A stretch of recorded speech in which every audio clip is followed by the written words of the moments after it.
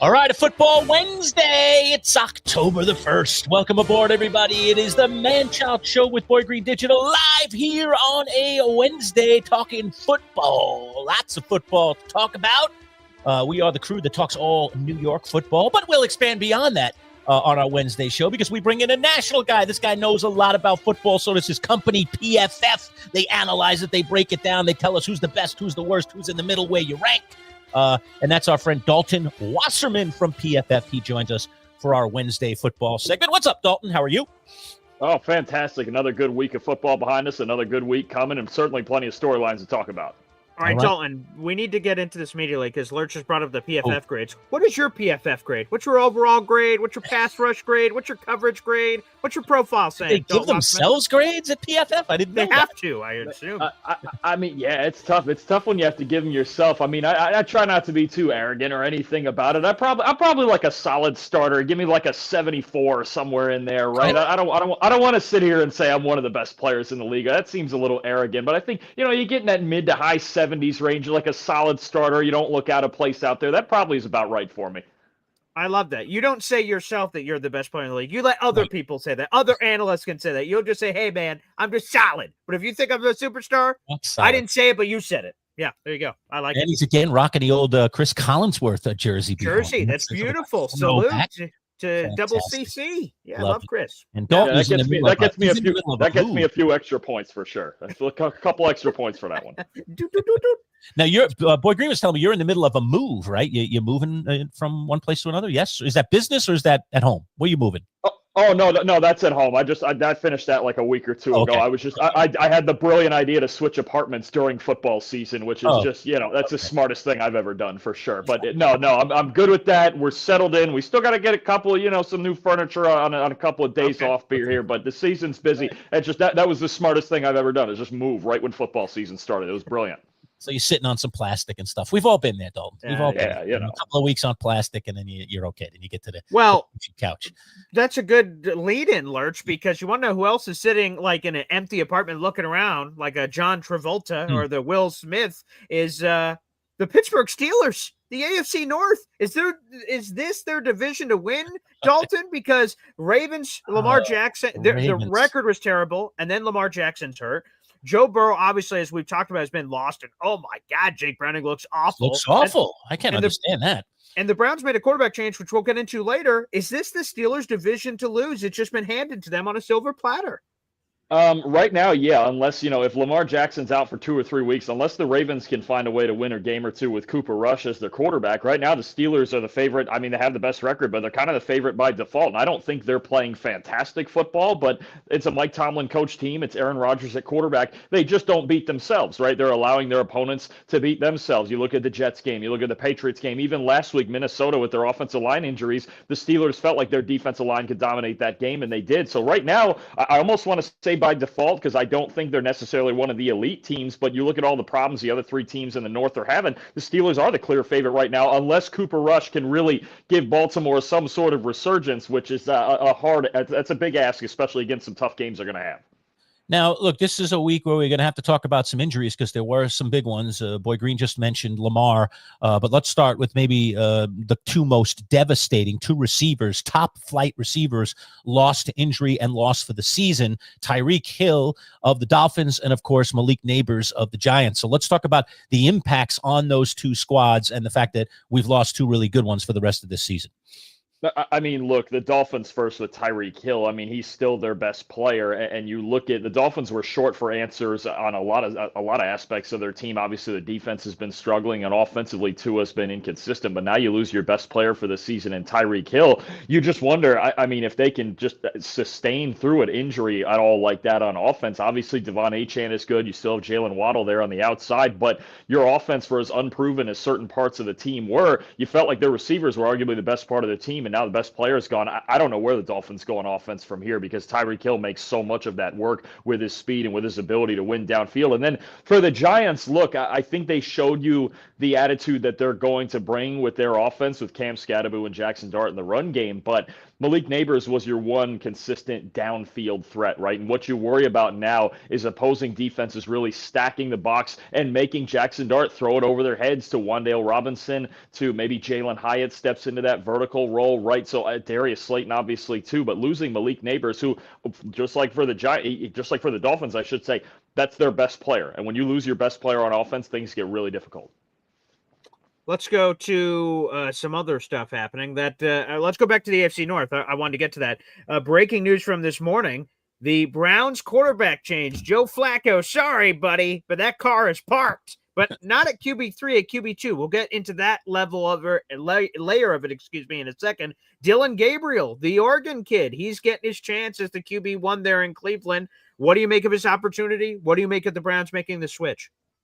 I mean, it was bound to happen eventually, right? We all knew it was coming. It was just a guessing game of which week. Now, maybe this was slightly earlier than we thought, and there's arguments about, oh, do you throw a kid in against a tough opponent? But saw that work with Jackson Dart last week, and they found a way to beat the undefeated Chargers, right? I think with Gabriel, it's a quicker release. It's a little more athleticism. And Joe Flacco looks like a 40-year-old quarterback back there. He stands in the pocket. He stands in one spot. When pressure comes, he basically has no answer for it. And the problem is there's a whole lot of pressure coming through the Browns' offensive line right now. So if Flacco isn't significantly better than one or both of these kids, then you have to play Dylan Gabriel. You play him for as long as that goes until you're uncomfortable with him, and then maybe you look at Shedeur Sanders later. But I mean, we all knew Joe Flacco's obviously not the long-term answer. He's not going to be the answer even for 17 games this year. So might as well give the kid a shot. I know it's a tough opponent this week against Minnesota, but he's going to play eventually. You might as well do it now.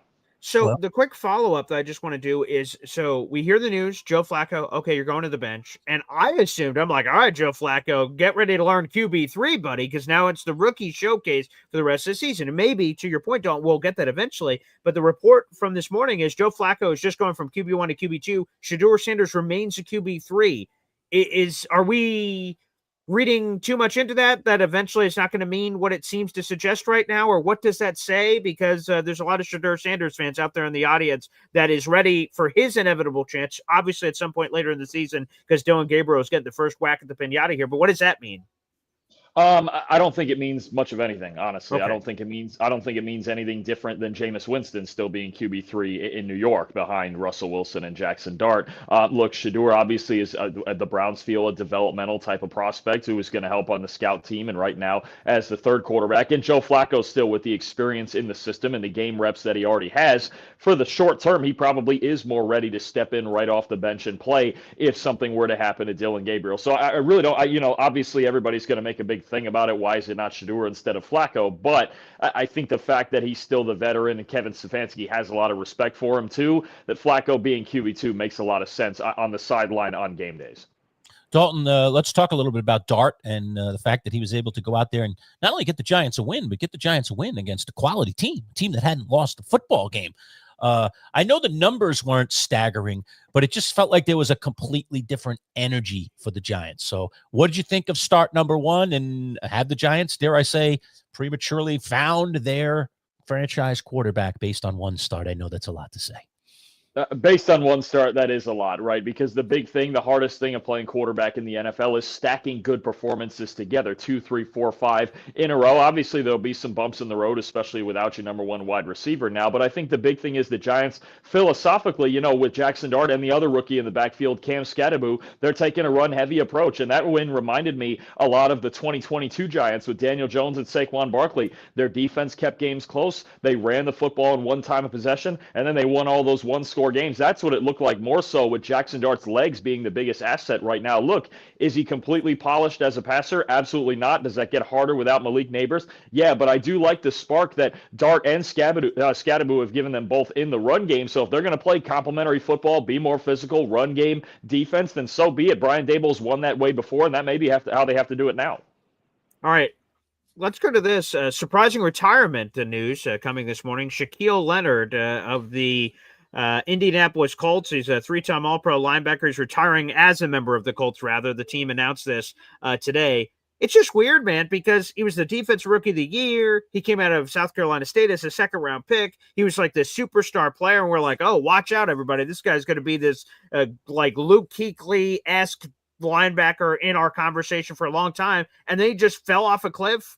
disappeared. There was all those trade rumors. Where's he going to go? Eagles, Cowboys, all these different places. And then all of a sudden he's retired. What the hell happened to Shaquille Leonard, man?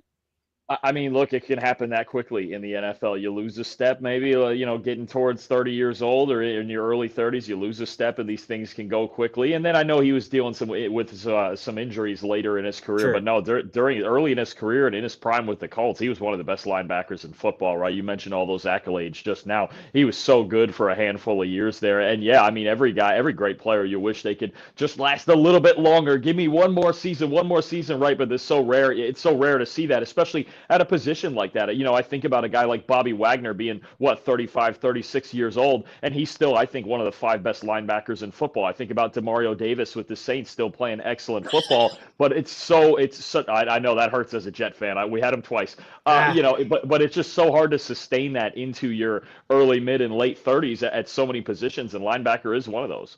Dalton, I don't know if you have an overall take on this, but just because it sort of came up for Shaquille Leonard, I'm not sure he's in this conversation, but the theme of what he is in this conversation, and that's players that have short careers. Are they Hall of Fame worthy? We have the Kansas Comet, of course. Gale Sayers comes to mind. Patrick Willis comes to mind. Luke Kuechly's wasn't as short, but that's sort of in the same breath. TD, Terrell Davis. We've had a couple of these that had very brief careers, but damn, they were spectacular in those moments. And we've seen some of those players I've mentioned, Patrick Willis, and get into the Hall of Fame. Do you have a stance that there should be a certain level of longevity before you're even eligible? Is it case by case? Where do you stand on shorter career form players, but had tremendous impacts in a short period of time to make it to the Hall of Fame? Yeah, I think football has a different argument with this than something like baseball. Like baseball, everybody looks for, okay, was this guy great for a while? And then, you don't get too many of the Sandy Koufax type situation where it was really just 5 or 6 of the greatest seasons we've ever seen, right? But in football, that can happen with injuries and how quickly things can turn, right? Patrick Willis, I think, is a great example. Any time he was on the field, he was the best linebacker in football, no question. Or Luke Kuechly, same thing, and his career only ended because of concussions early. I think there is more flexibility with that. When you have a shorter career, but a guy who's clearly a Hall of Fame talent, just a special football player, there is some consideration. Now, I think there is still probably a minimum. I think a guy whose career got cut short for various reasons. I think about the center for the Dallas Cowboys, Travis Frederick, and he had like 5 or 6 great seasons, but maybe he needed like 2 or 3 more, right? It depends on the situation and how special that player was, but I think there is more breathing room for it in football. Or it's the reason that Aaron Donald could retire after 10 seasons and feel like, okay, yeah, I'm good. I'm a first ballot Hall of Famer. I've won a Super Bowl. I've done it all. And I think personally, I think you could argue Aaron Donald as the greatest defensive tackle at all time, despite him not playing 15, 16, 17 years. Wow. Well, top of the morning to you there, my friend Dalton, because we had football in Ireland this past week, and the international series week continues. Where are we this week, Boy Green? Yeah, let me have it. I have it merry right old in front England. of me here. I think we're back over in merry old England. I don't know if we're making it is London, England. It is London. Tottenham Hotspur Stadium, Vikings Browns. Yep. Very, very big time soccer stadium there in London. Okay, so international flavor has hit us. What did you think about Ireland? We haven't had a game there in quite a while. What did you think of the NFL's trip through Ireland here? A lot of Steeler fans in Ireland, apparently. Yeah, I guess so, right? A lot of Steeler fans everywhere. Obviously, they've been around a long time and so much success. I don't blame them for picking that team if that's where the majority were sitting. But no, I think we've seen it actually twice this year, because between the NFL game we saw last week and then there was the Week 0 college football game between Kansas State and Iowa State. That was a fantastic football game, and it was such a great environment. College football's been doing an Ireland trip for the last couple of years to start the season. No, I mean, a spectacular environment. I mean, I think you learn about that part of the world, the UK and England and Ireland, things like that, where there's such passionate fans, right, for whatever and you mentioned the soccer stadium and kind of the soccer mentality. They bring that to football too, to American football as well. And obviously I think that's what you're looking for when you go to these places, is how passionate these fans are. Just not just how many show up for the event, but they're loud, they're into it. And you mentioned it. If there's a whole lot of Steeler fans over there, I bet we see Pittsburgh back there again. And I know you guys will talk about this on the PFF NFL show as you guys preview the Week 5 games that are to come. Well, me and my digital partner over here, Jim the Manchild Lerch, are headed to the Jets-Cowboys games this weekend with 60 screaming Jet fans that are all coming with us to sit with us for the game to watch it. Dalton, what are we going to see? Hopefully, for the love of God, a win. That'd be nice. I haven't seen one of those this year. But high scoring, the defenses seem awful. Dak Prescott's playing terrific this season. They had that crazy Sunday Night Football game, which we could talk about a little bit too, against the Packers. So what am I, Manchild, and the 60 screaming Jet fans that are coming with us, what should we expect on Sunday at MetLife Stadium?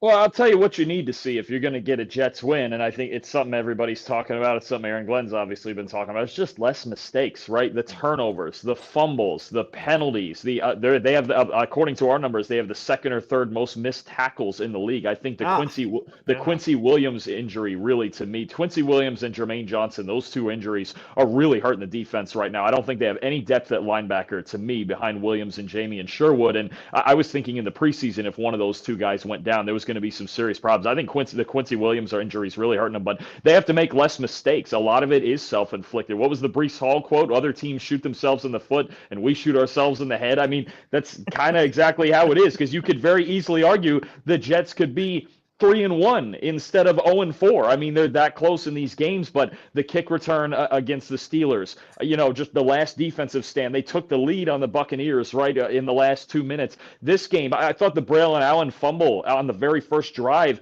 it just took the wind out of the sails. When you have such a great drive and you're running the football and everything looks like it's supposed to, and then 6 inches from the goal line, you fumble it away. That's so deflating for a team that for years and years has had a habit of making those mistakes. So, we could talk about Dak, and obviously he's red hot, and the Jets secondary's been struggling. I think the Jets do have an opportunity to run the ball well in this game, but they have to stop beating themselves. That's the first step to beating the other team, is you have to not beat yourself. And Dalton, I'm dressing up for this one. Boy Green, I'm going to give you a peek. Oh, okay. Wait, let me go full screen here. We'll peek here. Boy. Okay. Peek. Oh, peek at the hat. Oh, I know what it is. All right. Here's a peek at the jersey. I'm not gonna reveal what jersey, but here's a peek at the jersey. A little corner of it. Oh, we went with the brand new jersey that just came out. I see. I did. Wow. Now, whose number am I wearing on my back? We'll find out on Sunday at the MetLife. So let me give you a. So Dalton is a Jets fan, for those who don't know, and so Lerch obviously is a Giants fan. But for this game, we could both equally go. Yeah, we both hate the Cowboys. We can make that happen. So he's coming to the game for that. Right. So Dalton, I want you to put a guess out there in the universe. So Lerch bought a jersey. Obviously, he showed it a little bit on screen there, but we don't know what the player's name is on the back. And it's the new jerseys, the new rivalry uniforms that just came out, the hat jersey combo. So I can't wait to see that in person. So he's a Giants fan, but he said he would buy a Jets jersey. And when I said, I think I'll guess, he said, I don't think you will. So it seems like it might be a little off the beaten path. Dalton, as a fellow Jets fan, you know the roster pretty well. And I'll offer this clue. It is a current player. Okay, it's a current player. Maybe I should wear, Namath, get a classic, go get myself an Emerson Boozer or something. But he didn't. No, I didn't. So I went for a current player. So who do you think? Give it a guess, Dalton. He said, and he already said it's off the beaten path, right? So he gave first. I don't know that it's off the beaten path. I just said Paul probably won't know who it is. But that doesn't mean that you wouldn't know who it is. And I'm not going to tell you if you get it, but guessing will reveal. I don't see that makes me think, though, because you're doing all this, that I don't think it would be one of the superstars like Garrett Wilson or Sauce Gardner. I think what you're looking for with the Jets is a little bit of hope. And you know what? We talked a lot about this offensive line. I'm gonna go. You're playing the long-term bet here. I'm actually gonna say the rookie, Armand Membu. Ooh, good one. Good one. I like hot mollies, Boy Green. He could be right. He could be. That'd be great. So let's talk about him for a second, because, there hasn't been a lot of good with the Jets at 0-4, but I think the Athletic put this out, and others are giving similar praise, so I'll just use them as the pulpit here. The all-rookie team, Armand Membu, made it for the Athletic, and in their column, they said he's clearly, by far, unquestioned, been the best overall rookie offensive lineman in the National Football League this season. And, we're not talking a lot about it. Well, first off, in a general sense, if an offensive lineman is playing well, you normally don't talk about him. And then the Jets stink, so we're extra not talking about him. So let's give him a spotlight here. Dalton, do you agree? Have you seen some of the same things here from Armand Membu, the 7th overall pick, through his first month of his NFL career? Yeah, I mean, when you look at offensive tackles, I think we've seen some good play from a lot of them so far. The rookies, Will Campbell in New England's been good. Josh Simmons has been really good. I look at the interior, a couple of guys I think are playing fantastic football. Gray Zabel, the left guard for Seattle, and Tate Ratledge, the right guard for Detroit's been awesome. But when you look at Membu on that right side, he's been very, very consistent in pass protection. The footwork and the athleticism and the finishing ability, those are all standing out right now. And obviously, we knew he was a great athlete, just an A-plus combine, a historically good combine that he and and Will Campbell both had they're some of the best numbers we've seen from a tackle. So certainly in that argument. I mean, when you look at the offensive tackles, I think you could certainly argue he's been the best one of the rookies so far, with a couple of close contenders behind again. But the run blocking is getting better. I like the lateral movement that he shows with the Jets and all the zone run games that they do. So I think he's a perfect fit in Tanner Engstrand's system. He's adjusted well in pass protection. He's a great athlete. He has been really good so far. One of the brightest spots on this Jets team. Let's talk about some of the fallout here from week 4, really from the first 4 weeks of the season. One of them is what we were intimating a little bit earlier, and that is the position that the Baltimore Ravens find themselves in. And within that position, Dalton, let's talk about the position now that the Buffalo Bills find themselves in, which is clearly the favorites in the AFC. I mean, you want to make an argument for someone else, I dare you to do so. But I think the Bills are clearly the favorites now. And obviously the Ravens are in big, big trouble. We know from history, the last 2 times that they started the season 1-3, they did not make the playoffs. So are we headed in that direction again? And of course, we have the Lamar injury that could be, who knows, 1 week, 2 weeks, 3 weeks, how long this is going to be. What does this all mean for the Ravens? And then what does this all mean for the Bills?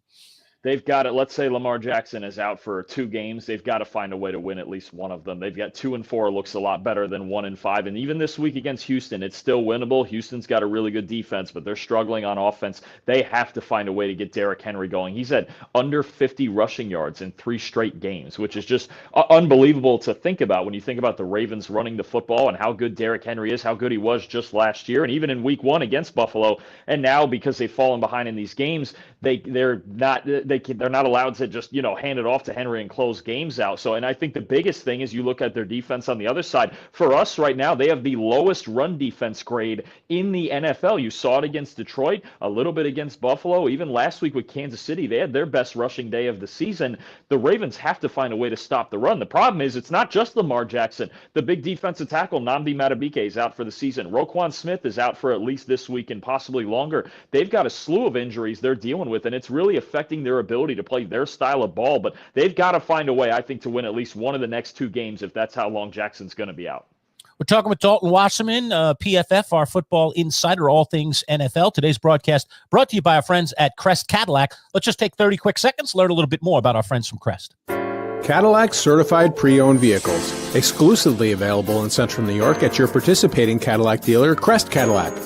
Each one must meet high standards and receives a 172-point inspection, along with a 1-year unlimited mile warranty after the original warranty expires.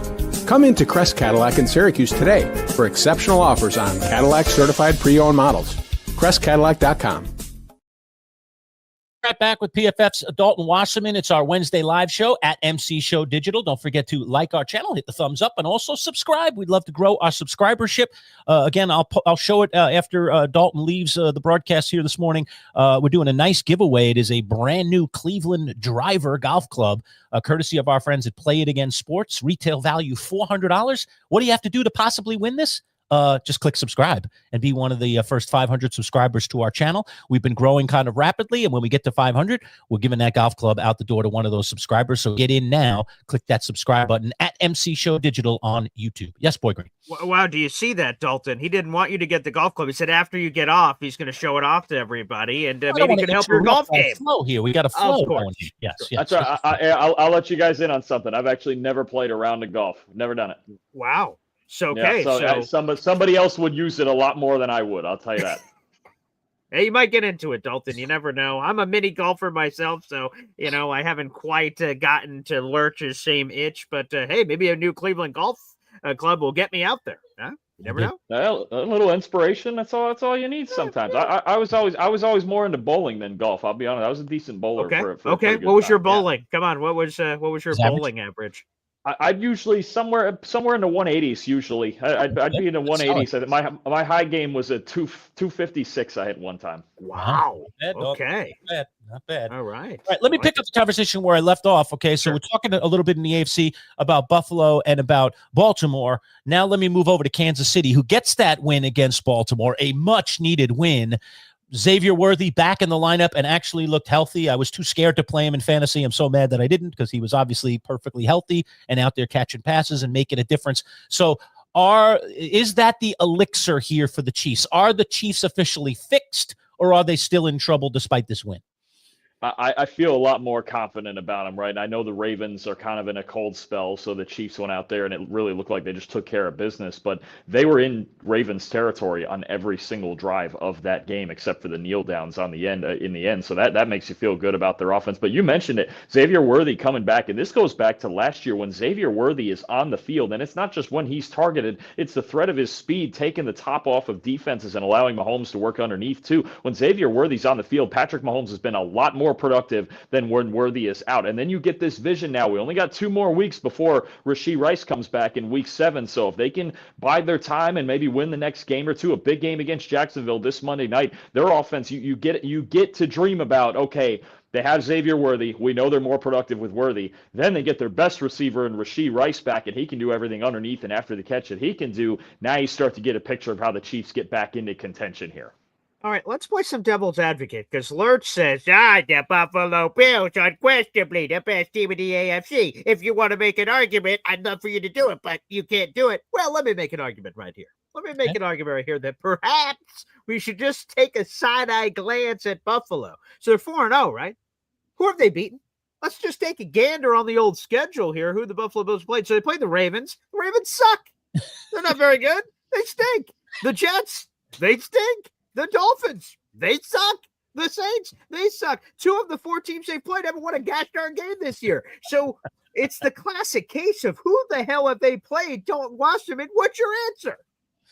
My answer is, look, it's been enough years now with Josh Allen. We know who the Buffalo Bills are. And yes, they're going to win those games. And listen, they got the Ravens' best punch in that game, right? Yes, I mean, that game, the way it was, and then Josh Allen brought him back from the depths. But I think going into that game, and even the way that they played in that game, the Ravens looked like the Ravens were used to. So, look, I think the Bills, it's like so many years in the AFC East with Tom Brady and the Patriots. You go, wow, cool. They get to go 6-0 in the division every year and this and that. And who have they beaten? And then you get to the playoffs and you go, oh yeah, that's right, it's them, right? So the Bills, look, I still think I have questions about their defense come the big spots, but in the weeks, in the 1:00 games against the Dolphins and the Jets and the Saints and teams like that, they take care of business. Now, this Sunday night is pretty interesting with New England coming to town, and the Patriots got a little spark to them with Drake May and that team, and Mike Vrabel as the head coach. It's going to be a fun one this week. I think we find out if the Patriots, what they have, and if they're for real, and if the Bills' defense can keep up with a more competent offense than they've seen recently. But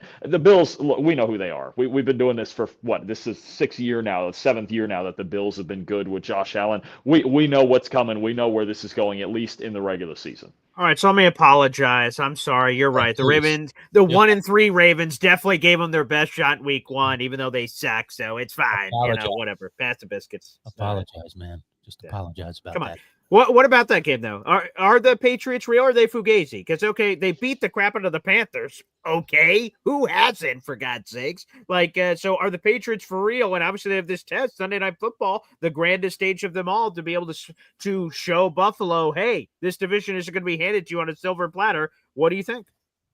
I think this is a good measuring stick for where they're at. As far as playoff contention and a pretty good top of the AFC, we will see where that goes, and a win this week would go a long way towards that. But it's a good measuring stick game for them because I think the Patriots are kind of still exactly what we thought they were in the preseason, is a young team with a good amount of talent that is going to progress, I think, as the season goes on. And there's been moments like the Steelers game, they should have won, but turnovers kill you. You have 5 turnovers, you're not going to win very many football games. Turnovers hurt them in the Raiders game in week 1. They've had a shot to win all 4 of their games. They've gotten 2 of them. They've gotten it done. Their offense is looking better week to week. I like the way the offensive line is progressing after being a bottom 3 unit last year. Right now, they're our 7th highest graded offensive line in the NFL. That's big time what Will Campbell and those guys are doing up front. I think that makes a big difference. And Drake May leading the NFL in completion percentage, looking a little more efficient. So I do think they're progressing in a positive way. Now, this is a big step up playing the Buffalo Bills, maybe the best team in the AFC, like you mentioned, maybe.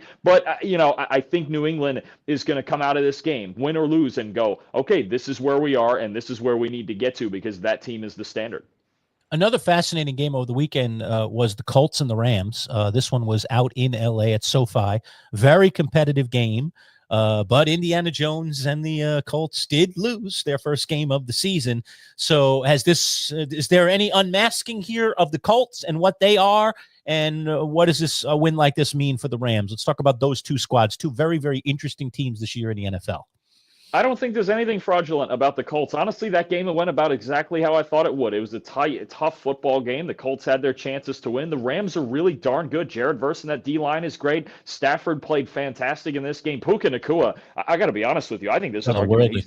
I think there's an argument through 4 weeks he's the MVP of the league. I really believe that. He's just been incredible, and he took that game over. And the Colts, look, for 90% of that game, they played a really good football game, and then you just had 3 big mistakes, right? The 2 Daniel Jones interceptions on the first and last drive, and the Adonai Mitchell, the fumble right before the goal line. I mean, that flips the game upside down. If he just walks into the end zone with the football, the Colts may come out of LA with a win, right? But again, same theme as I mentioned with New England. Turnovers, man. You have 3 turnovers in a game.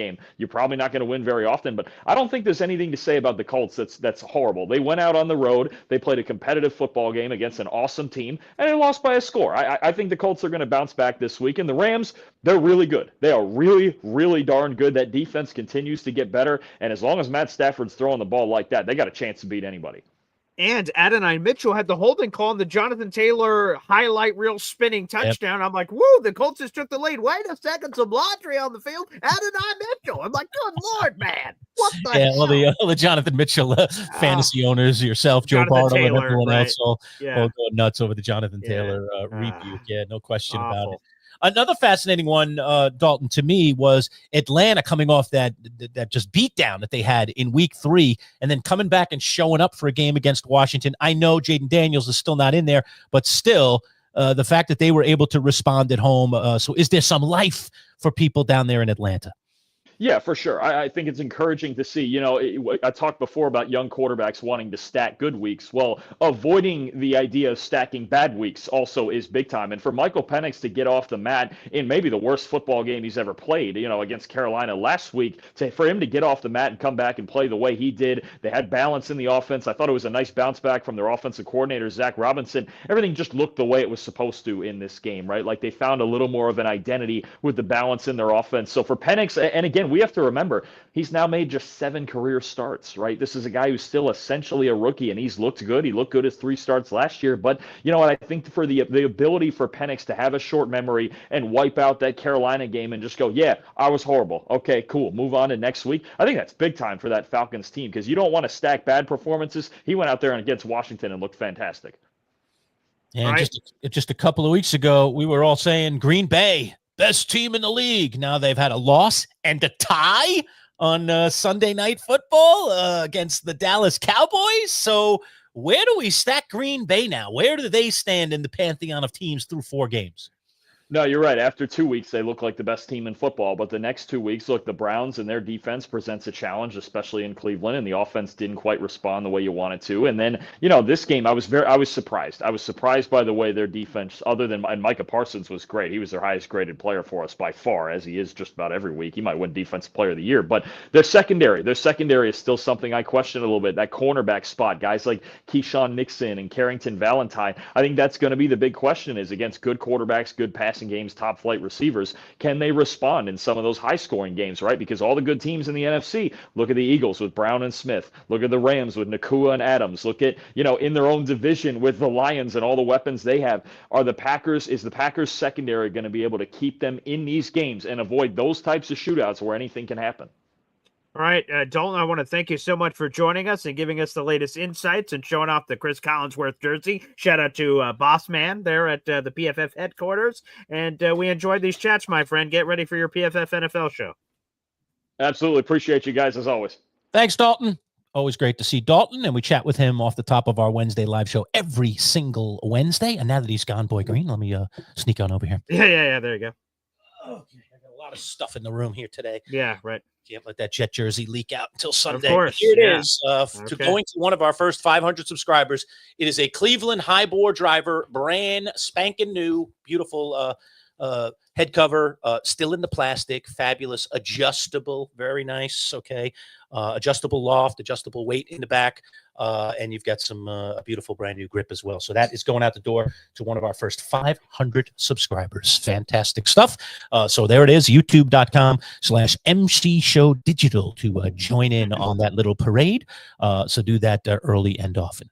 Yes, we have 300 people in the room that are currently watching the show right now, so shout out to all you guys. So regardless, we're streaming live in 3 different destinations: my YouTube channel, my Twitter account, and also at MC Show Digital. If you guys want a chance to win, as Lerch just said, a $400+ golf club, you can have a chance to win it for free. All you have to do is subscribe to the channel. That link is shown here on your screen. Again, youtube.com/MC Show Digital. It's free to subscribe, and as long as you remain a subscriber, once we surge past 500, you'll have a chance to win that. And to be honest, we'll have more giveaways to come. And as you continue to be a subscriber, you continue to be eligible for these giveaways. So get involved, get in the comment section, subscribe to the channel, and become a part of the family here. We are. I don't know what kind of business strategy we're doing here. They're giving all this stuff away for free, but that's above my pay grade, baby. Let's just continue to give this away, and you guys take advantage of it. BG, jump into the comments for a minute. I'm just going to step out of the room for a quick second. I got a little dog issue here. That's the benefits of being at home. All right. Go through a couple of the comments. There's some things in the comments I want to comment. I'll be right back, and I'll jump right into the conversation. Yeah, sounds good here. Okay. There he is. I got you. Got you taken care of, Lerch. No problem. So yes, let's get into the comment section. Let's get into it with you guys. First off, Phil, sorry we didn't ask about the Giants pass rush grade, but they did a terrific job, and the Giants are looking really good. They have a chance to win back-to-back games this week against the New Orleans Saints, Phil. So awesome. By the way, congratulations on winning our first giveaway, which was the autographed David Tyree Super Bowl photo. Congrats to you. I'm glad that you brought this up, Yeti, because this is something we wanted to discuss. This is a local topic. I know we go all over the place now with Jets, Giants, Bills, but this is a good local topic to discuss here. Not good. This is terrible news. Excuse me, Yeti on our YouTube channel saying, good morning, guys. Just want to give a shout out and rest in peace to Lawrence Poetry in Moton, 53 years old. So sad. Moton and David Johnson were my favorite players of all time. Go Qs. Yes, for those who don't know, we've done a radio show here in town for 25 years up until this summer that we moved over to digital. One of our broadcasts we had over the final couple of months of the show included having Lawrence Moton in studio, and it was an absolute pleasure. Lawrence is, of course, a phenomenal athlete and, player for Syracuse, one of the greatest players in Syracuse basketball history. And they've had a lot of really great players. So from an athlete standpoint, he stands in the pantheon as one of the greats, but just as a human being. And I can say to this because I had the great honor of meeting Lawrence Moton several times, whether in radio situations or he was doing public appearances that I was at covering it as media. Lawrence is a phenomenal human being. This was absolutely gut-wrenching to see. 53 years old has gone way too soon. Incredibly sad news. Yeti, thank you for bringing this up because we wanted to get to this, of course. This came out yesterday, but thank you. And Lerch can speak to it too. He's been covering this even longer and longer than I have, obviously. I moved here in 2008 to Syracuse, and I got several opportunities to meet Lawrence Poetry in Moton here. And those were some really amazing opportunities. But Lerch, go ahead. You can speak to a couple of things. First of all, I was on the phone with some people this morning, some insiders, trying to get some insight as to exactly what the cause of death was. Still has not really gotten out there. I'm not ready to release that because I'm not confident in the sources that I talked to in terms of what actually happened with Lawrence. But regardless of that, we will find out, I'm sure, in the upcoming days, what the cause of death for a 53-year-old who, and we saw him, about a year ago, maybe in the last 18 months. Yeah, less than that, as a matter of fact, Lerch. It's months ago that we brought him in studio for an interview. Really? Okay, I didn't realize it was that soon. Okay, but within the last year, we talked to Lawrence. He was involved in a nice endeavor over at the New York State Fairgrounds, which is near us. And a good friend of mine who's an event promoter here in Syracuse, Steve Becker, said, hey, would you like to have Lawrence in studio? I said, yeah, we haven't seen him in a while. I haven't talked to him in a while. And that was a wonderful conversation. I'm going to see, I'm pretty sure, Boy Green, that I've archived that interview. Yeah. It's an audio interview because it was done on the radio. And I'll see if we can get it, if I can find it, I'll get it to you and we'll try and post it on our YouTube page so that anybody can go back and listen to it. Like I said, it was in the last year and it was a wonderful conversation with him. I talked to him about all kinds of things, from wearing his socks high and the influence he had on youngsters with the high socks, which he wore at Syracuse. He still remains to this day Syracuse's all-time scorer in basketball. And he was just a really just a nice, genuine guy. And that day he came into the studio. It was just so much fun talking to him, and we talked to him about all kinds of things. I don't remember parts of the conversation, but it was a very engaging conversation, and it was wonderful to have him. He took a nice picture with us. Maybe we'll post that as well again. I know we posted on social the day we did it, but I'm sure we could find that and repost that picture. But yeah, that was devastating news to hear that yesterday, just out of the blue. Somebody texted me before I even caught it in the media, and I was like, what? That can't be. Everything I've heard is, that Lawrence was fine. So again, we'll find out in the coming days what caused him to go at 53. Oh, there's the picture. Thank you for that. And that guy right next to Boy Green there, that's Steve Becker, the promoter. Actually, one of the people I spoke to this morning was Steve, who was definitely in very, very down spirits this morning, because he was close to a lot of Syracuse players, did a lot of events with them, and had worked with Lawrence quite a bit in the last few years. So Steve was waxing poetic to me on the phone about Lawrence and his interactions with Lawrence. So yeah, it's a sad, sad day for Syracuse basketball fans, for Syracuse sports fans, for Central New Yorkers who got to know this guy when he played here at Syracuse, and then he stuck around. Now, he's originally from D.C., and he had actually just very recently gone back to Washington, D.C., I think somewhat permanently, like moved himself back down there, and was working with a young team down there of high school age, trying to get them in order. He was a general manager of a team. So I don't know exactly what those duties were specifically, but I had just recently read that he had made the move and gone back down and had left Central New York, because he had spent a lot of his time up here in Central New York. He's very, very loved here in the greater Syracuse area. So yeah, just terrible, terrible, sad, sad times to see him go. But yeah, Paul is flicking through some pictures here of Lawrence when he was in the studio with us. We just had a great, great time with him in the studio and had a lot of laughs. So that was fun. Yeah. I'm just going back through these because I found our photo selection. I'll share this with you, Lerch, because I'm sure, we'd like to say some kind words on social media about Lawrence and beyond what we're talking about here. But yeah, this is the photo we took after the interview, and which was a lot of fun. And you can just see, look at Lerch getting Lawrence to laugh, because we talked about like some NIL stuff, of what it is now to what they were for athletes before. That was a fascinating conversation to hear for Lawrence, who obviously it was a predated era to what NIL was. And man, many laughs. Yeah, it was a good time. It was a good time. And Lawrence is a great, great guy. And he's going to be severely, severely missed in the Syracuse community, and particularly in the Syracuse basketball community. So there'll be tributes in upcoming days, and I'm sure a very, very sad ceremony here in Central New York for the passing of one of the all-time Syracuse great basketball players, Lawrence Moten, unfortunately gone at the age of 53. Yeah, sad. There's no way to properly transition from that, of course, Lerch, but again, I thank you so much, Yeti, for asking and giving love to Lawrence, who, again, phenomenal athlete, phenomenal basketball player, but phenomenal human being, an all-star human being in my mind. In every instance I ever met him or got to see him interact with fans, he really appreciated that. So, yeah, big salute to Lawrence Moten. All right, here's one for you, Boy Green. You want to get into some Jet stuff? Okay. You get into Old Yank asking about using Stone Smart on a flea flicker type play. He used to be a QB. Why not? I mean, it just got to pull everything out of them. I'm going to see that this weekend. I'm going down to see the Jets live. Like, that's it. Take out all the stops. Let's just throw everything at the wall and see what sticks. So is this worth throwing at the wall to see if it sticks? This is so in the weeds, and I love it. I love it too. First off, for the Jets-Cowboys game, here's the thing for both. We're pot committed. We're going to the game, and 60-something Jet fans are going. The good news is that this shouldn't be a 3-0 game. We're like, geez, that was sort of boring. Points should be flying left and right. Dak Prescott is playing like one of the best quarterbacks in football right now. And Dallas can't stop anybody. Yeah, right.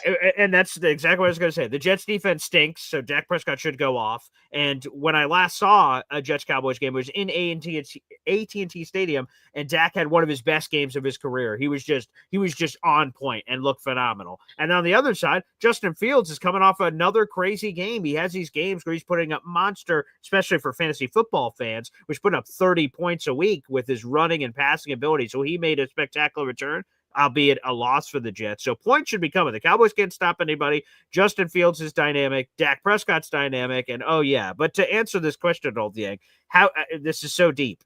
Stone Smart, for those who don't know, because a lot of people wouldn't know, he's like a third string tight end for the Jets. He was a quarterback in college. When he didn't get drafted, he became a wide receiver in the NFL. And then they transitioned him from wide receiver to tight end. So it's just been a crazy journey for him. he made the headlines during the preseason because he put Abdul Carter on his tuchus. He gave him this block that sent him to a different universe. Yep. And it went viral. And Stone Smart was cracking jokes about it. Abdul Carter got really upset and angry. He wasn't happy about it.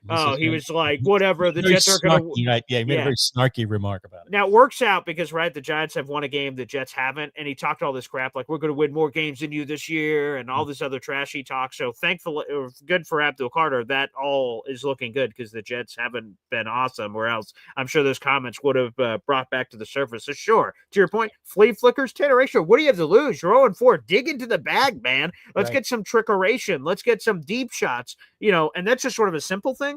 Arian Smith, the rookie wide receivers the Jets drafted, one of the fastest wide receivers in this draft. He's been targeted 4 or 5 times this season, but none on a deep shot. He's super fast. Why not? What's the good things that can happen? A deep bomb for a touchdown, that'd be exciting. A passing interference call, okay, that moves the ball. Like, a lot of good things can happen, and just, quite frankly, backing up a defense. They all know you want to run the ball every freaking play. You throw it deep, they're like, whoa, we got to back up a little bit, which should open up more things in the run game. So, I'm not a genius here, but for the love of God, that'd be some creativity offensively would be nice.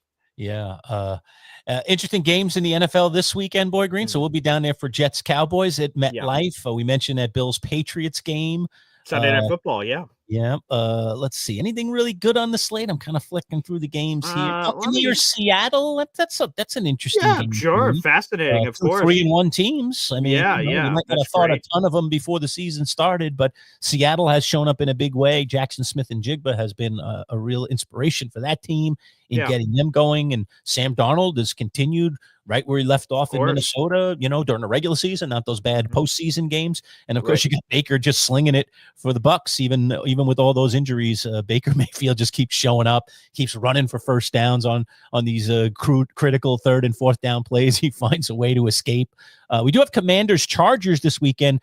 I think that game's a lot better if Jaden Daniels plays. I'm not sure what his status is. That could be interesting. And we mentioned that Monday night game, the Chiefs get the Jaguars down in Jacksonville. So the Chiefs could get themselves to 3-2 if they get a win there. Jacksonville's been solid, though, at 3-1. A team that I predicted at the beginning of the year I thought would be better. So far, at least record-wise, that's held true. I am a little worried about Trevor Lawrence. I'm just still not seeing much. It's almost like they're trying to, game manage Trevor Lawrence. This guy was supposed to be a transcendent talent. He was the number 1 draft pick. He was the next coming. And now it's like they've turned him into who's the Baltimore quarterback that's always Trent Dilfer. Trent Dilfer. It's like they're treating him like Dilfer, like protect him, and he's just only pass when we have to pass, and he's barely been running. I think he has and look at the money they owe him. How are you playing him like this? It just doesn't make any sense. Mega bucks to be a mega superstar. And now they're like running him out there, like Trent Dilfer. It's like, what's happening? And Liam Cohen is supposed to be some sort of an offensive wizard that's supposed to finally draw out Goldilocks for what he's supposed to be. So, yeah, very strange. I would just say that other game you mentioned earlier, I don't know if it's just me or other people get into it. It used to be called CenturyLink Field. It's now called Lumen Field, all these damn sponsors. It's so fascinating to watch games in Seattle. If I wasn't a Jets fan, and I could remove everything and I'm just a baby again, and now I just randomly get assigned to some fan base. Man, Seattle would be so cool. It seems like a cool stadium. The fans are insane. The uniforms are really, are a little college-y with the neon colors and stuff. They're just such a fascinating watch. So I love watching it. This game won't be in primetime, but they're just such a cool place to play. I love in Madden getting to be in their stadium and seeing the crowd and atmosphere. Seattle's cool. So for that alone, that's also going to be compelling with these two, NFC Titans battling for playoff positioning so early in the season. Yeah, that's going to be a game I have circled for sure. I'm going to jump over to some random comments. Great. A couple here by Badshaw. He's always active in the comments. Thanks, Badshaw, always for participating in all our programs. The best part of golf is the margaritas. Okay. I love that. Yeah. I don't usually have margaritas on the golf course. Sometimes at the turn, I used to be kind of famous for this amongst my friends in golf, that at the turn, I would get a Bloody Mary because we would play in the morning, Bloody Mary's the tomato juice thing, I get a little stalk of celery in there. It kind of feels like something breakfast, and throw some vodka down and, for breakfast, not exactly. But margaritas, I don't think I've ever had a margarita at a golf course. So I don't know what golf courses you're going to, I want to go. I like it, especially of the frozen variety, the takeout with you on the back nine. That wouldn't be so bad. So I'd get down with that for sure. He's coming down to the thing. So, yes, we're ready to meet you as well. And this is kind of cool. Here's a little addition to your party, Boy Green. There's just more things happening with this party. We got a DJ, you've got the catered food, and the executive chef who's going to be whipping up all the food. And you got to see this menu, folks. It's unbelievable. If you want to get it and pop it up, Boy Green, by all means, pop it up on the screen for this Sunday. Let's talk about this. So Badshaw's work donated name tags for us. So apparently we're going to have some kind of fancy name tags. What's going on down here? Yeah. Let me tell this story. So I like this idea. So last year, again, I didn't host the tailgate, but I was like kind of a co-host, I guess, if you want to call it. Okay. My responsibility was to bring a bunch of my fans from my show to someone else's event that they already started, and we just sort of merged together. But I didn't have to run it. I didn't have, it's better to go to someone else's party. I'm not responsible for anything. I can do whatever I want, which is nice. But so I go to this tailgate party last year for the Jets-Patriots game, Thursday Night Football. It's a lot of fun. Jets won. Oh, exciting. Super awesome. But everyone knows me. I'm Boy Green. That's how people came to the event, because they knew me. So even if I didn't know them. So like people would just go, Boy Green. And I'm like, hey, guy or lady. Yeah, sure. Because some of these people, for instance, I'm going to bring up Old Yank here on the show. His avatar is an O. Is he tall, short, fat, skinny? I don't know. So I'm not going to know until I meet some of these people for the first time. Like, so when they say, hey, Boy Green, and I see some individual in front of me, I don't know who they are. So here's a funny story. Last year I'm at the tailgate, right? Plenty of Boy Greens. And if it's a passing setting, I can just go like, what's up? Hey to you. Yeah. But when it's an intimate setting where they want to have a conversation, I tried to guess who the person was. Okay. And there was a young lady. She tapped me on the shoulder, said, hey, Boy Green, Paul, it's so awesome to meet you. And I'm like, yeah, it's amazing to meet you too. And then I went, who the heck are you? It's her name. Like, I'm just going to make it up. I went, Stephanie. And she went, no. And I'm like, and in my head, I'm like, what an idiot. Like, and then eventually she told me it's like Jenny, and I'm like, oh, Jesus, I'm so sorry. And then from that point forward, I'm like, I'm not guessing anymore. It's going to be a disaster. Yeah. So I said, we're just going to have to try to figure it out. But obviously you guys are going to know me, and I don't mean that in an arrogant way. Like, you guys are watching my show. You see my face every day. I don't see your face every day, especially the people that just comment. We haven't even opened up the video calls yet on the show, Lerch. So we'll do that at some point in the future, perhaps. Yes. So I'm just seeing commenters. So what Badshaw suggested on the morning show this morning when we were talking about this Jets-Cowboys game is he said, and I don't care if fancy name tags or not, that will be fancy. I want fancy. You go back to your boss and you tell him Manchild wants fancy name tags. What by the way, fancy name tag? I was just about to ask, what even is a fancy name tag? That I'm unaware of. But Badshaw, that's a great help. Get names and I'll be able to go, oh, very smart. Badshaw, you're this. I agree. You've called into the show and I see your picture here. So I know who you are. Although seeing someone for the first time and then seeing them on this, I think it's still that's going to be a jarring, different experience. But I love the name tag idea. It's great. I don't think we were able to address it earlier, but great idea. People bring whatever you want to this tailgate. Bring your own spin, anything that you think will help. So yeah, name tags would be great because like some people I might be able to sort of discern, but there's going to be a lot of people where I'm like, oh boy, I don't know. So name tags. That's a great idea, Badshaw. I love it. It is. Well, outside of doing a radio show, I'm a college professor, and I teach several classes a semester, and I'm constantly learning names. And I create those little TP name placards. Like I cut up, I cut up folders, little file folders. I cut them up, and then I have them on the first day of class. I give them Sharpies, and I say just your first name, nice and big, and just bring it the first few weeks of classes because I have to learn the names. It just really helps me to have the name right in front of the person, And people just don't realize when you have 120 students every semester, it's hard to bank all these names. I mean, I am not a computer. I cannot just go pop and then photographic memory. I certainly don't have. So it's really, really helpful. So name tags can be helpful in a situation like this. So thank you, Badshaw. Fancy or not, I promise I'll wear the name tag. Okay? 100%. So yeah, that'll be cool. But again, me and Manchild, they're both super excited for it.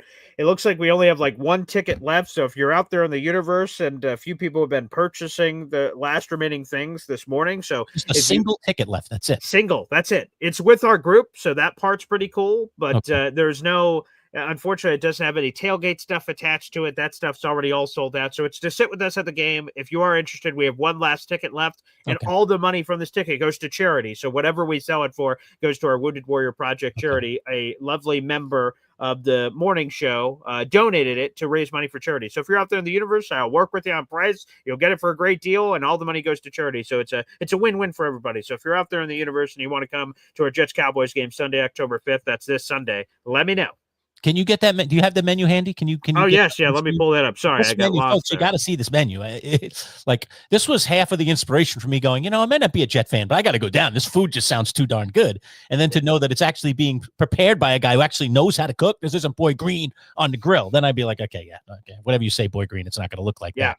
Yeah. I know it's pretty small there on the screen, but man, look at these delectable, delicious things. Let me see if I can even get it in a bigger form and we can sort of zoom in on it. So I'll work on that. And that's Chef Kevin right there, right? Chef Kevin on the Gilbert bottom right left. There, that is Chef left. Kevin Gilbert. That is absolutely Chef Kevin Gilbert. Decked out there. He is. Yes. He for a long time. For people who don't know, he was a season ticket holder for the Jets. So which makes a lot of sense for Chef. But yes, he came up with this menu, and I'll give you a zoomed in version here in just a moment. This is a professional chef. He is an executive chef. And which cool. I'm glad that it worked to entice Manchild to say, hey, let me see what all this is about. And it's terrific. I mean, this is a unique menu with that has sliders and hot dogs and some baked ziti, which will be nice, a macaroni salad, garden salad, and again we'll be providing drink and everything else for you guys as well for those that want to have some water or some select alcohol or anything. So yes, if that's out there in the universe and that's something that you guys definitely want, we'll definitely make it happen. So yes, I'll get this up on the screen in a zoomed in fashion here in just a second. Yeah, that's the point. The burgers are not just burgers, they're like gourmet burgers. They're like really interesting little twists on them. So that's that's the chef thing coming to the forefront, where the chef can kind of take an ordinary burger and then turn it into something that actually sounds like wow. Here you go. Let me zoom in on this so you guys can really see this puppy. So let's see. Okay, let's grab it here. All right, we got that spicy slider. Look at that melted pepper jack, whiskey, smoked chipotle mayo on a potato bun. That looks very interesting. The 3-cheese slider. All right. Yeah. Ooh, look at all that. Monterey, American cheddar. All right. Also on a really nice bun there. You've got Woody's got an item named after him there. Yeah, barbecue beer slider. Very nice. Look at that. All the stuff on there.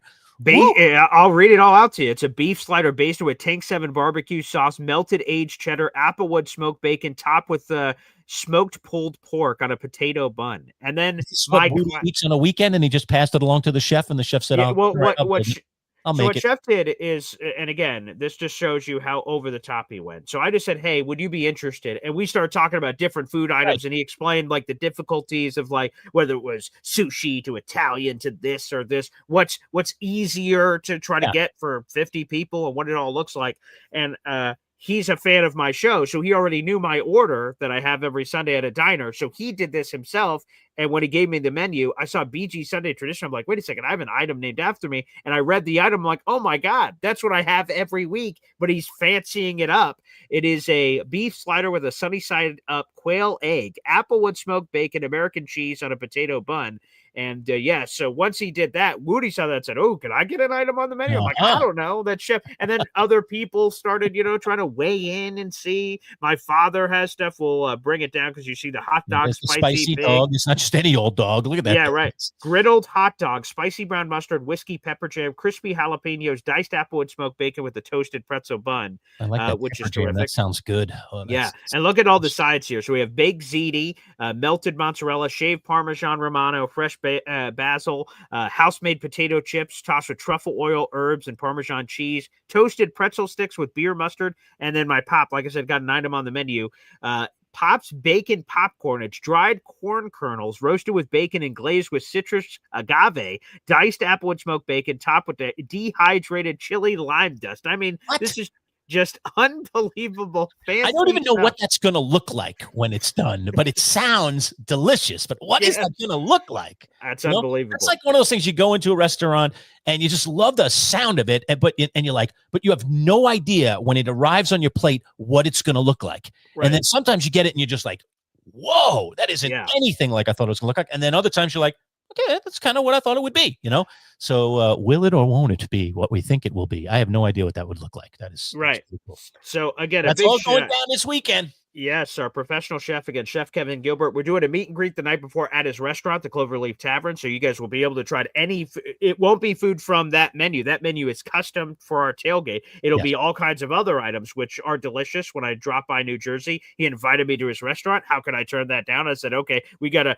pivot and make sure we stop at Chef Kevin Gilbert's restaurant before we leave. And the food was spectacular. And he brought out other food he wanted me to sample and try. And I was like, oh my goodness, this is just tell us about the restaurant itself. I saw outside pictures of it. It looked really, really nice. Oh, yes. The Cloverleaf Tavern. It was my first time there. They've got wonderful parking, which also I was a little worried about with how many people are coming. I'm like, can we get everybody in there? They've got their own separate parking lot behind the restaurant, which is terrific, that anyone can park in for free, which is wonderful. And yes, for our meet and greet, there's a private upstairs room, which Chef Kevin Gilbert gave me a tour of the restaurant in the middle of our eating. He said, hey, can I bring you around? I'm like, please. Yes, of course. And he brought me up and he calls into the show on my morning show from that room that we're going to be in. He's got his own little office area in it. And we will be in this private upstairs room all to ourselves. Again, you'll be able to order off the menu yourself, whatever you want. And if we get a few more people, we're at 37 people, Lerch, for this event. If we get a few more people to get to 40, Chef Kevin Gilbert said he's going to prepare a special meal exclusively for everyone there if we get to 40 people. So he said it has to, for whatever reason, whatever special item he said he would make requires 40 people for what he wants to do. And I'm like, good Lord. So he says, hey, if we get there before Saturday, I'll prepare it. And I'm like, oh my goodness. So we're a few people away from this special item that he's bringing out for this meet and greet. So this is great. So we're at 38 people, 37 people. So if we get over the 40 person mark, he will present an additional dish of some kind special for the people that'll be at this event on Saturday night. So shout out. That's going to be wonderful the night before. That's at 7:30. Cloverleaf Tavern, Caldwell, New Jersey. It's going to be spectacular. I can't wait. All right, man. That's you're guilting me, man, because I'm not coming to the VIP. Oh yeah, but you got your son. So if you guys got other things going on, then Yeah, I'd like to try and spend a little time with my son and the driving. Going back and forth to Jersey so many times. Yeah, right. I'm going to be staying all the way in Queens. Yeah. And then I got to come back to Syracuse, as you know, after the game on Sunday for my 8 a.m. Monday class. So yeah, it's going to be a one of those burning both ends of the candle kind of weekends. 100%. But it is well worth it. Yeah. But it is going to be spectacular. So that, we'll see if we get a few more stragglers. Again, even if you're not going to the game with us, you can come to this meet and greet. All you have to do is reach out to me so I can put you on the sign-up sheet, because there is a limit. So if all of a sudden a slew of people start coming, we can't have any more than 60 people. So you have to be on the list to be able to be in this exclusive private party upstairs. So it's going to be terrific. And as I told you, number one, they got to find a way to beat the Cowboys. Just got to beat this Cowboy team. All right. Right. And now I just told you the other day, my Cowboy nemesis. Okay. Yeah. My buddy Victor from New York City. Sure. Right. Is now just out of the blue, just suddenly decided he wanted to come to this game at the Meadowlands. He didn't know I was going. He didn't know I was even going to be in the tailgate or anything. And he just randomly texted me the other day and he says, "Yeah, I'm going to go to the Cowboys game, against the Jets at MetLife." I was like, "What?" So there's nothing I want for his team to be stomped while he's there. He's like my nemesis. Okay. The backstory on that, folks, is he once took me to he invited me out when I was younger, right? When I was in my 20s, sure, maybe around 30. And he invited me out to watch the Giants play the Cowboys. Okay. And we were on Long Island. I was living on Long Island at the time. He was living on Long Island. And I said, okay, I'll come to the, that sounds good. I know you're a Cowboy fan, but Giants are going to kick their butt. This is when the Giants were pretty decent. And I was like, all right. So, he tells me where to meet him, and I go to this place and we get there and I walk in the place, and every single person, now I'm wearing my Eli Manning, Giants jersey that's hanging up behind me here. Every person in this bar is wearing a Cowboys jersey. And I walk in and it's like one of those things where when EF talks, I'm like, I look at him, I'm like, what the heck did you bring me to? He didn't tell me. He brought me to a Cowboys bar on Long Island. And I'm in full Giant regalia. Okay. Yeah. First, I just wouldn't have gone if I knew it was a Cowboys bar to begin with. Why am I going to go watch a Giant game at a Cowboys bar? Right. So he takes me into this. We go there. And then at some point, I just need to use the men's room. I go into the men's room, and some guy comes into the men's room and starts talking to me in a not so positive way. Oh, so he's giving you some crap. Yeah, I'm like at the urinal doing my business, and this guy's just talking crap. He's like, how dare you come in here wearing that thing, Yeah. And I'm just like trying to do my business, and at the same time kind of looking over my shoulder like, what, Yeah. Oh, the next thing you know, I finish my business, and he continues. So the next thing you know, I'm on the floor in the bathroom brawling with a guy. Wow. All right. For calling me out on my Giants fandom. So, and by the way, that fight did go my way. So, nice. At all, I think I landed the better blows in that thing. But I mean, nice. That doesn't happen to me. Like, I'm not a violent person at all. But this guy just wasn't going to let pushing up. your buttons. Listen, man, I'm from New York, man. New Yorkers don't mess with us, man. We'll throw down if we have to. Yeah, that was my younger days. So, wow. But anyway, yeah. So that was so. I'll never forget. My buddy putting me in that position. Oh, so you want to get him back? I just want to, like in his. Okay, so you want us all to mug him, to find him and beat him up? Do that, but like I said, I'm not a violent person. Oh, well, I know, but you could get us to do your dirty work. We'll beat him up. Guy, yeah, nice. Still, okay. Yeah. Situation. So you got to give it back to him. So I have owed him for 30 years for this. Well, let me ask you this: does he know that this is hanging over? Or has he totally forgotten about it? Totally forgotten about it. Which is perfect. You'd rather it be that way. Oh, absolutely. Oh, yeah. Yeah. To him, it was over the minute we left the bar. Like, it was, it happens, What do you mean it happens? What the heck you bringing me to this place to watch a Giants game? And you've been stewing on this forever. That's forever. Forever. Yeah. And he doesn't know it. I've barely ever said a word to him about it. Oh, that's terrific. So, yeah, if I could get him back somehow, the Jets could just kick the tar out of the Cowboys this week. Possible. That'd be the ultimate, and just give it to him on the way out of the stadium. Now that I know he's going to be in there, we'll do like a JETS Jets dance, like right on the hood of his car or something, and get 10 of us up there, jumping on the hood of his car. That sounds terrific. Let's go, that Cowboy fan. It's got to great. Win in order to do that. So we'll see if we can. The Jets have actually had a pretty good history against the Cowboys, believe it or not, since 2011. Outside of the game that just happened at AT&T Stadium, the Jets have won 7 in a row or something against the Cowboys. So they've got a good history. Well, what I want to see from the Jets this weekend is better defense. Can your team just play some defense? I mean, they've got the talent. Such high hopes for this defense, and there really are some talented individual players on this. Now, they have not played well as a unit, but there are talented individual players. I still believe that very strongly about this Jets defense, and I say that very objectively. Yeah. So come on, Jets. Let's get one for us here, man. Let's have us walking out of that stadium, not only smiling from all the beer and the great food that Chef Kevin has thrown out there, but also, man, it'd be nice to walk out of there with a win. I'm telling you, the Giants stink, but they won last week, and I told you all week I've just been feeling better, just feeling better.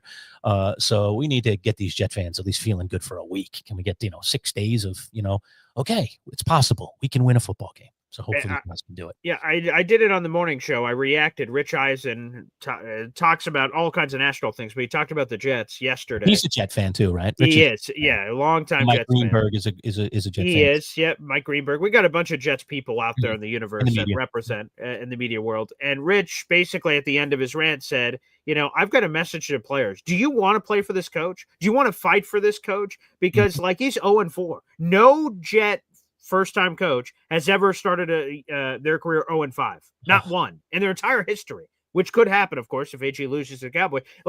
And the players are going to hear this all week when they're asked questions about it. Sack up for your guy. You believe in this guy? Prove it. Go, do something. Step up to the plate. Fight for your guy, because these self-inflicted wounds, there are coaching issues, and we could talk about that on a separate Jet show, but there are just issues the players are causing themselves. He didn't teach them to fumble the ball. He didn't teach them to make some of these mistakes they're making. So step up for your guy. And that's what Sunday is. It's a big opportunity. MetLife Stadium at home, get your first win and hand that game ball to AG, and let's all go crazy together. So. Okay, well, that's going to be a blast, and we're all looking forward to it. And even for those of you that aren't going to the game, get on, watch it on TV and root for the Jets. Jets got to get a win. See us on the cameras. See if you can get us on the TV. That'd be great. Yeah. And for anybody that's going to be down there, by the way, we're also going to try and shoot some videos for our show open. So you can get in our show open, which we're going to be creating in the next couple of weeks here. We're all lined up with our graphic designer, and we've got a little theme song that was created by my former bandmate, Nicky Lamangino. That's sitting in the hopper right now, waiting to be produced along with a video open. But we will have a fancy schmancy, as they say, not like those name tags, but very fancy show open for our show beginning within a couple of weeks. So we're going to shoot the last few pieces of video. This weekend. Why not? Let's do it this weekend down at the stadium with all these fans. We can do some fun stuff. I may have to bring my Giants jersey along and throw it on for a little bit, because even though I'm going there in Jets attire, for the show. You don't want the intro to be forever two Jet fans. All Jets, so I'll have to bring my Giants gear and I see. Throw it on for a little bit for some. Understandable. But we can have some fun with that. All right. So look, good show today, Boy Green. Thanks again to Dalton Wasserman. Thanks to our friends at Crest Cadillac for sponsoring today's show. We've got Jake Asman coming at you later this afternoon. So some inside the Jets stuff coming your way with Jake. We dropped Ed Valentine yesterday, our Giants insider. He was all the way up at his camp in the Adirondacks and still found some time to jump in with us. We talked a lot of Jackson Dart with him and some of the cool Giants stuff that's going on. So if you haven't caught up on that, you see that at our YouTube channel, at MC Show Digital on YouTube. And don't forget, like and subscribe to us while you're there. And we've got our usual live fantasy football bit on Friday with Joe Bartle. That happens at 10:30 right on this channel every single Friday, where we break down fantasy football for about a half hour. We urge you to jump into the room, throw your start sits, your trades, anything that you've got into the comments. We'll ask Joe live while he's on the show, or you can watch it back later. So we do that every single Friday. And don't forget, if you haven't heard about this one yet, this is the brand newest addition here to our whole repertoire.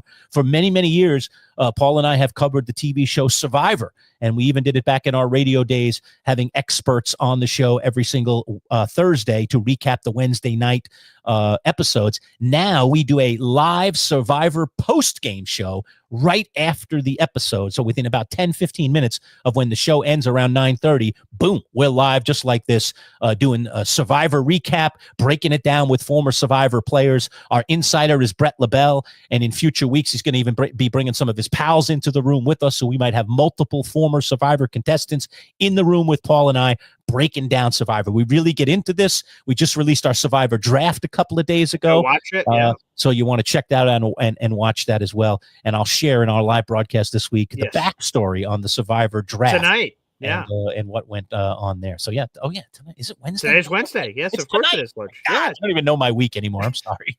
Lost track of all time. That's right. All right. We're back. So 9:45 tonight, folks. Right. Make sure you tune into our live Survivor coverage. So and this is our wonderful graphic template here for Very Survivor. nice. All Very the homey. logos of all the years, and you see the tiki. You can see the beach down below. Yeah, kind of a cool looking beach. And it looks the like water. Fiji.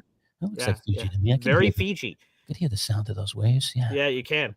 Which all is right. very nice. So, look, thanks to everybody for chiming in on the comments, for just hanging with us and watching. Again, back tonight for Survivor. Jake Asman dropping a little later this afternoon, and lots more content coming as the week goes on. And look forward to a lot of you who are in this room right now, meeting you down in good old East Rutherford, New Jersey, at the old Meadowlands Complex, MetLife Stadium, for Jets Cowboys. We're going to get them. We're going to get them. We're going to get them, Jet fans. Come on, man. Come on.